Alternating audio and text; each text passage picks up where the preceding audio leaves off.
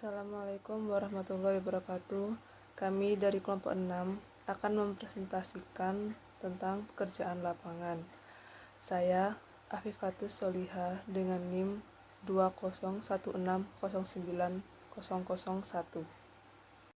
Pertama, saya akan menjelaskan tahapan dari pekerjaan lapangan.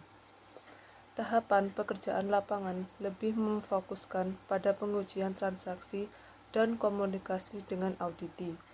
Dari pekerjaan lapangan akan dihasilkan daftar temuan yang signifikan yang disajikan dalam draft laporan audit. Berikut disajikan tahapan-tahapan pekerjaan lapangan. Pertama, yakni pertemuan awal. Auditor diharapkan memperoleh gambaran mengenai auditi, sumber daya yang tersedia, dan informasi lain yang relevan. Berikutnya, pengujian transaksi. Dalam tahap ini, transaksi akan diuji menggunakan berbagai teknik, termasuk sampling. Selanjutnya, komunikasi audit. Auditor internal dituntut untuk melakukan komunikasi yang intensif, mengingat auditor internal lebih difokuskan pada tinjauan pengendalian internal auditi. Dan yang terakhir, pertemuan akhir. Setelah menyelesaikan pekerjaan lapangan, auditor akan bertemu auditi untuk membahas temuan awal dan rekomendasi yang diusulkan. Berikutnya, saya akan menjelaskan tentang definisi dari kertas kerja audit. Kertas kerja audit merupakan catatan yang dibuat oleh auditor selama proses audit berlangsung dan berisi prosedur audit dan pengujian yang dilakukannya, informasi dan bukti yang diperolehnya, dan simpulan yang dibuatnya. Kertas kerja berisi dokumentasi dan langkah-langkah yang meliputi, yakni rencana audit, pemeriksaan dan evaluasi kecukupan dan efektivitas sistem pengendalian internal, prosedur-prosedur audit yang dilakukan, penelaahan kertas kerja, laporan audit, dan tindak lanjut dari tindakan perbaikan. Assalamualaikum warahmatullahi wabarakatuh. Saya Kusundawati Safitri dengan NIM 171600002 akan melanjutkan presentasi dari teman saya, yaitu tujuan pembuatan kertas kerja, yaitu 1. Mendukung temuan audit dalam laporan audit. Yang kedua, menguatkan simpulan auditor. Yang ketiga, membantu auditor dalam tahapan audit. Yang keempat, menjadi pedoman bagi auditor dalam audit berikutnya. Nah, untuk teknik pembuatan kertas kerja di sini biasanya digunakan dalam suatu audit. Yang pertama yaitu judul deskriptif, yang kedua tanda centang, yang ketiga referensi silang, yang keempat pemberian indeks, dan yang terakhir adalah keberlanjutan. Untuk kelengkapan kertas kerjanya di sini dijelaskan sebagai berikut. Yang pertama, kertas kerja harus akurat dan lengkap. Yang kedua, setiap bagian dari kertas kerja harus terdiri dari gambaran judul, identifikasi sumber dengan jelas, tanggal persiapan inisial auditor, nomor indeks kertas kerja. Dan yang ketiga di sini kertas kerja harus kompeten, relevan, dan berguna untuk menyediakan dasar untuk temuan audit dan rekomendasi. Di sini yang terakhir ada kertas kerja harus membuktikan bahwa standar telah diikuti seperti yang pertama rencana dan supervisi, tinjauan atas pengendalian internal, hasil penelusuran dari laporan ke bukti dan sebaliknya, dan yang terakhir ada bukti yang kompeten dan tidak kompeten. Assalamualaikum warahmatullahi wabarakatuh. Saya Aryani Maudi Asyari dengan NIM 171600007 akan melanjutkan presentasi dari teman saya. Bukti audit. Bukti yang didapatkan selama pelaksanaan audit harus memberikan dasar yang memadai untuk pemberian pendapatan audit, temuan dan rekomendasi audit yang dinyatakan dalam laporan audit.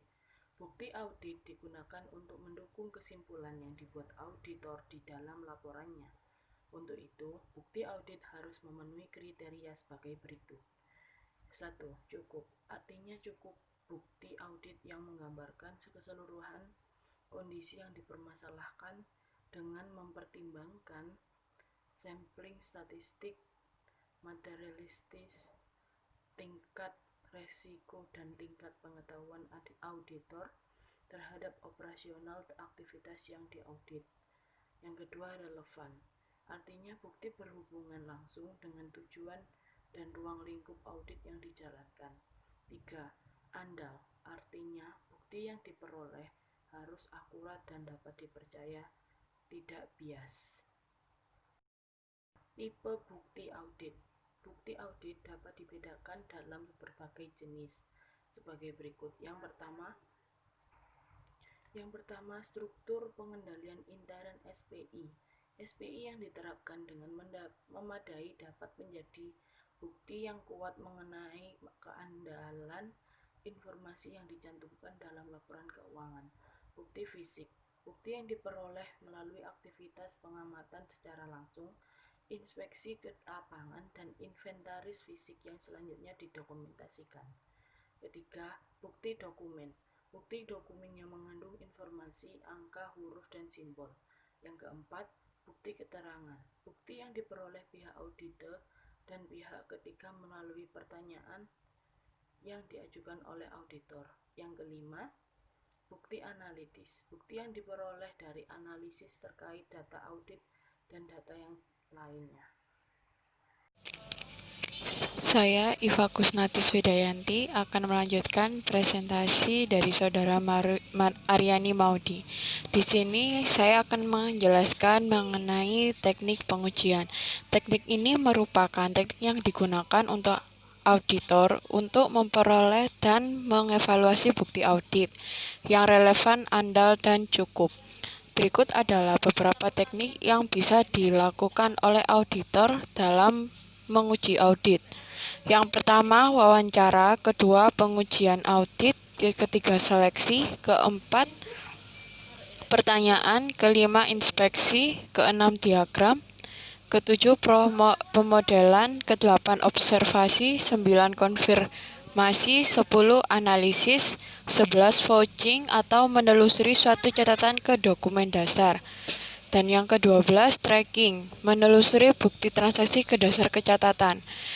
13, scanning, penelaahan secara umum terhadap dokumen catatan dan daftar pendukung.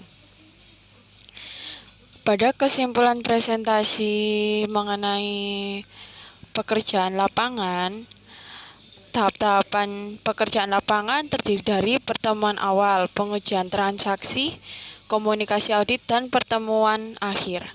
Evaluasi merupakan tahap yang paling penting dalam setiap penugasan audit karena memberikan kesempatan bagi auditor untuk menerapkan kreativitas profesional secara maksimal. Bukti yang didapatkan selama pelaksanaan audit harus memberikan dasar yang memadai untuk pemberian pendapat auditor, temuan dan rekomendasi auditor yang dinyatakan dalam laporan audit. Bukti audit harus memenuhi kriteria yang cukup. Kriteria yaitu yang cukup, relevan, dan memadai serta praktis. Terima kasih. Sekian presentasi dari kelompok 6. Apabila ada salah kata, wassalamualaikum warahmatullahi wabarakatuh.